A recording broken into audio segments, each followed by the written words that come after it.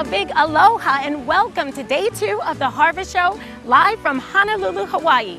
We have been having a fantastic time out here and hope that you guys at home are enjoying the island experience along with us.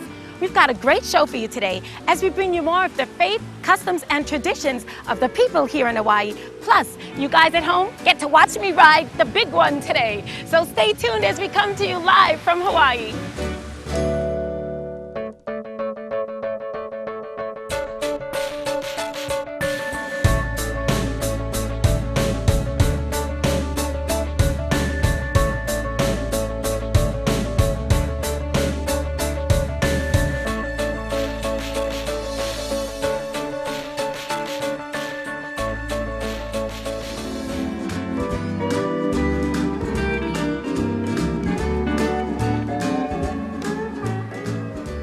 Aloha, everybody. So glad that you could join us today on the Harvest Show, live from Hawaii. And you know, I know the wonderful thing about the Harvest Show is that it is interactive television, Pete. I'm so glad about that, but I wish it was more, because I wish you guys could get the sights and the smells. I wish you could feel the breeze as you're sitting there in your living room, because it is just absolutely gorgeous here, a beautiful island. And you know, before I came out here, Pete, we had one of our workers, Bob Nagel at LaCie. He said to me, you know, God made the earth in 6 days, rested on the 7th, and as he rested, he went to Hawaii.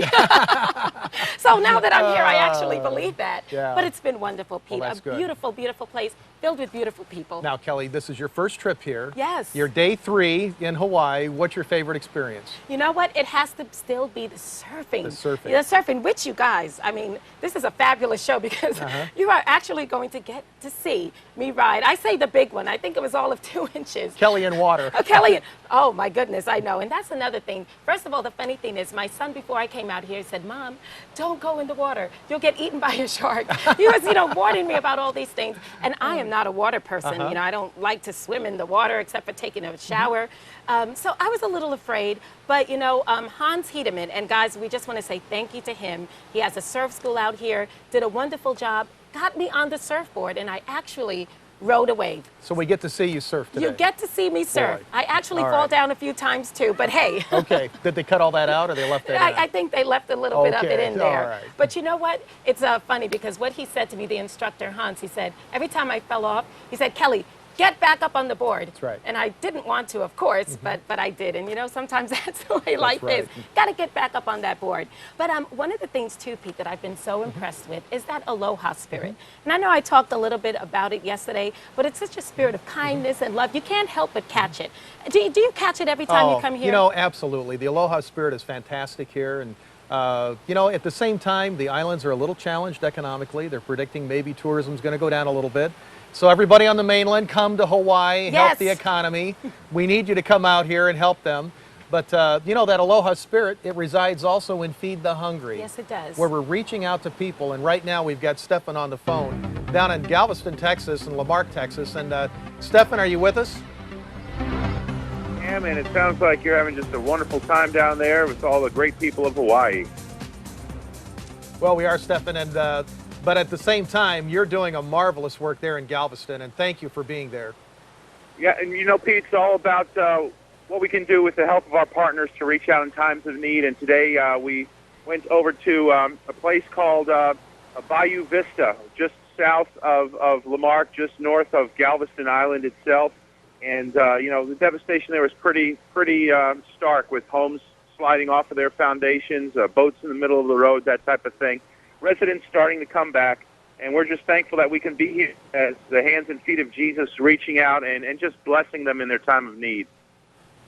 Now, Stefan, you've had the opportunity with Feed the Hungry to go to a lot of devastated places. And how does this compare of what you've been able to see in Texas to all the other places that you've had to go for Feed the Hungry?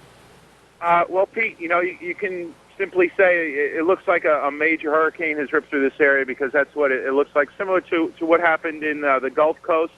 Not so much New Orleans, but over by Gulfport and Bay St. Louis in Mississippi, where that storm surge came in and literally just wiped homes off of their foundations and turned everything, people's possessions, their memories, their belongings, their history, into shards of shrapnel and toothpicks, really, matchsticks. In spite of it all, though, there's a great spirit here of rebuilding already. Getting to talk with people in Walmarts. I went to a few Walmarts here in Lamarck today where they graciously donated tens of thousands of bags for us to make family packs with the 2 truckloads of food that are coming in tomorrow and the next day. And even though the shelves were bare in several of the areas where people are buying food and people had to wait, only 30 people allowed to go in at a time into these, super Walmarts. In those lines, long lines of people waiting, they were just, really making do and kind of having fun with one another and knowing that, failure or fatality or things that just don't go the way we want them to go doesn't mean they get the final word. So the people here are really ready to rise up and rebuild. Well, Stephan, as we're on the air live, what would you like our partners to do right now? What's the most critical thing you need?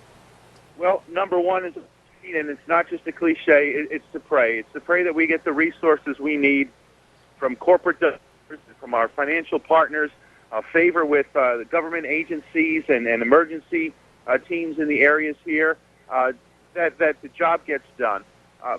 Our friends need to kind of get behind us and help us get more truckloads down here as well. And it's about $2,700 to $3,200 or so, depending upon different factors, but to move about 20 tons of food, 40,000 pounds of food down this way. And the need is still here. You can read it in the papers. People know what's going on. And then they could stay connected through our website at feedthehungry.org. I'm trying to fill in a travel blog every day at the FTH Travel blog, and they can just click on that and keep the whole Gulf Coast area here in Texas, also in western Louisiana, just in heart and in mind. Well, thank you, Stephan, for that update. I kind of cut Kelly off, but she sends her regards and love, too. But God bless you and all that you're doing, and we look forward to having you back on the program on Friday. Kelly? Yeah, you know what, I'm so grateful for what Stephan is doing, but he said something that really stood out to me about reaching out to others. And, I just feel so fortunate to be able to come here to Hawaii and enjoy the people, enjoy the land, just enjoy everything. But really, what we do here is because we're here, we have a station here, and it's all about reaching out to the people in the community, all about reaching out, meeting their needs, whatever they are. And Pete, I know there's some fantastic ministries here as well that are doing just that. We had some guys on yesterday that were awesome, and we've got a couple of more today, and we've got a really great opportunity, a great program coming up, so look forward to people meeting some additional great ministries really all this week, but it's going to be a terrific show. It's going to be a fantastic show, and guys, you get to watch me surf, the big one, about 2 inches. It's going to be a great show, so stay with us. But for now, let's go back to Chuck Freebie in South Bend.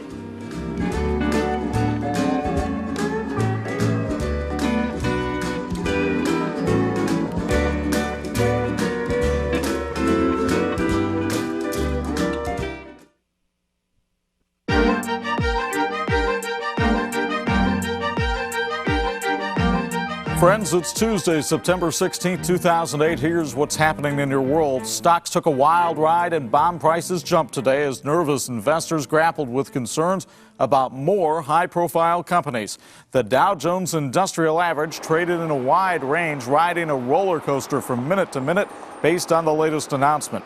Worries about the well-being of insurance giant AIG have intensified after several agencies reduced ratings on the company.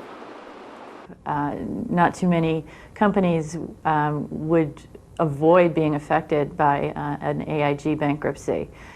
They insure everything from cars to corporations to you name it. It would be magnitudes bigger in impact than the Lehman bankruptcy was. Investors are fearful a failure by the world's largest insurer would touch off a wave of financial turmoil. Goldman Sachs, the largest of the two big independent investment banks on Wall Street, posted its sharpest decline in earnings since becoming a public company in 1999. Goldman and Morgan Stanley, there were a lot of questions about them after the Lehman bankruptcy. Will Goldman and Morgan Stanley be able to go it alone as in standalone companies, or will they have to find a merger with a commercial bank? The company said quarterly earnings fell 70% from a year earlier and that it saw a marked decrease in client activity. All of this means the U.S. economy has quickly become the top issue in the upcoming presidential election. The two candidates argued today over who would be best able to deal with the kinds of financial meltdowns that have hit the markets and to try to prevent a similar crisis in the future. Great talk, my friends. The top of our economy is broken. We've seen self-interest, greed, irresponsibility, and corruption undermine the hard work of the American people. It's time to set things right, and I promise to get the job done as your president. We know how we got into this mess. What we need now is leadership that gets us out. I'll provide it. John McCain won't, and that's the choice for Americans in this election. Obama continued to criticize a remark McCain made Monday that the fundamentals of our economy are strong. Now, a few hours after the remark about strong economic fundamentals, McCain backtracked and declared the economy to be in crisis. But he also said American workers and products are the fundamentals, and indeed they are sound, but face danger from greed and corruption. President Bush returned to his home state of Texas today, viewing the areas hit hard over the weekend by Hurricane Ike. Bush landed at Ellington Field and was briefed on Ike and its aftermath inside a U.S. Coast Guard hangar before taking a helicopter tour of damage. Bush says he's impressed so far by the emergency response and rescue efforts. My first observation is that the state government and local folks are working very closely and working hard and have put a good response together. The evacuation plan was excellent in its planning and in execution. The rescue plan was very bold, and we owe a debt of gratitude to those who were on the front line of pulling people out of harm's way. Bush said the government will reimburse displaced residents for their time away from home at least for the next 30 days. Following his aerial tour of the hurricane damage, the president visited hard-hit Galveston. Officials on the barrier island say it could be months before the city of Galveston reopens. There's a change in command in Iraq. General David Petraeus, whose strategy for countering the insurgency is credited by some with rescuing Iraq from all-out civil war, stepped aside today. General Rady Odierno took over as the top American commander in Iraq. With Defense Secretary Robert Gates presiding at the ceremony just outside Baghdad, Petraeus handed over the flag of his command, known as Multinational Force Iraq, to Odierno. Petraeus said insurgents and militias who've battled for the past 5 years are now weakened, but not yet fully defeated. He and other military leaders regularly warn that security gains in Iraq are reversible and need continued U.S. attention, a point underscored by persistent bombings in the last week. New commander General Odierno has extensive previous experience in Iraq.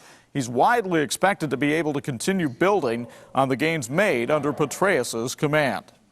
Mexico City held its annual military parade marking the country's National Independence Day today, but the celebration is muted in the aftermath of a deadly attack in Morelia that killed at least 8 people. President Felipe Calderón attended the parade held in Mexico City with his family. Speaking at the event, Calderón urged Mexicans not to be cowed into fear by what was swiftly termed a terrorist attack carried out by members of organized crime cartels. The attack took place when assailants threw 2 grenades into a huge crowd of Independence Day revelers in Morelia, that's Calderón's hometown.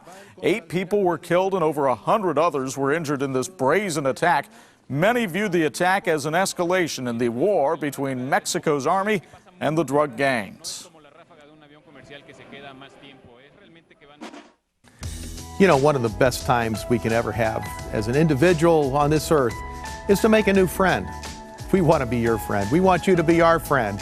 We want to introduce you to the New Friends Club at LeSee Broadcasting. And this month, for all of our new friends, we got a very special book called If My People. It's a 40-day prayer guide leading up to our election. Boy, you know, never have we had a time when we need to pray. We need to pray God's blessing on our country. Economic challenges and events going on around the world. And, you know, we just don't know what's going to happen tomorrow, but at the same time, God knows. And God can meet our needs. God can direct us and guide us in which direction we have to go, who we should vote for, and what we should do. Call the number on the screen right now, or you can write us at LeSee, 61300 Ironwood Road, South Bend, Indiana, zip code 46614, or go to our website, lesee.com. We want to get this book in your hands. We know it'll make a difference in your prayer life today.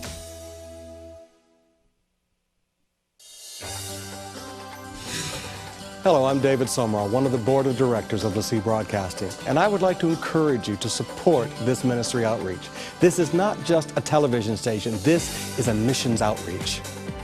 LeSee Broadcasting is built on a vision to reach the world with the good news of Jesus Christ by internet, direct-to-home satellite television, shortwave radio, television stations across the United States, and international satellite platforms such as METV and FETV.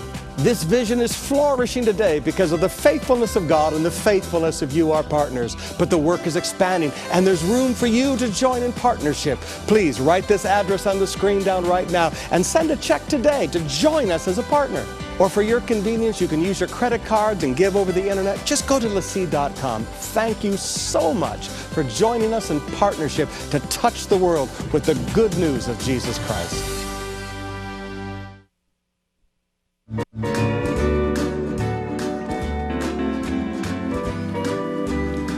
And we're back in Honolulu, and we've got one of the longest term friends I think we've ever had, Dr. Jim Morocco, your pastor of King's Cathedral in Maui. And somebody was asking me just a little bit ago, actually Kelly was asking me, when did you first meet? And I said, we met in 1966 in Manila. And it's a long story of history, but your dad and my dad had a long history of friendship that dated way, way, way back. And my dad was pastor of Manila Bethel Temple, and your dad came out and took the church over from us. And I remember you and your brothers playing football out in the middle of a busy street. And, that was the day we left. And then your dad handed the church over to my cousin, David Sumrall. So it's a long history. But it has been. You've been here pastoring a church since 1980 on Maui. Right. We came to the islands in '76. Okay. And in 1980, God called us to take a little church on Maui. It was about 100 people. And the first year it just exploded to become one of the fastest growing churches in America. And it's God's just blessed it. So well, we're you're very one of the